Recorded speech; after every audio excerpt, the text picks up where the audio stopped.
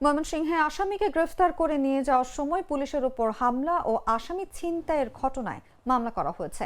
এতে 29 জনের নাম উল্লেখ সহ আসামি করা হয়েছে অজ্ঞাত পরিচয় আরও 150 জনকে। এই ঘটনায় এখন পর্যন্ত 7 জনকে গ্রেফতার করেছে পুলিশ। মঙ্গলবার রাতভর নগরীর বিভিন্ন এলাকায় অভিযান চালিয়ে তাদের গ্রেফতার করা হয়।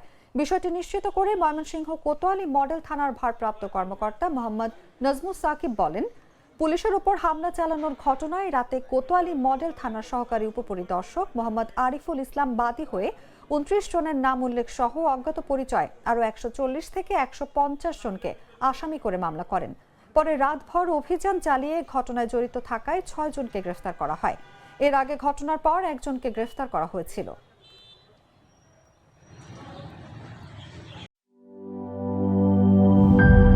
গ্লিটারের টুইন লেমন ও অ্যান্টিব্যাকটেরিয়াল ফর্মুলা বাসনকে চকচকে জীবাণুমুক্ত করে আমাদের দেয় গ্লিটার গ্যারান্টি।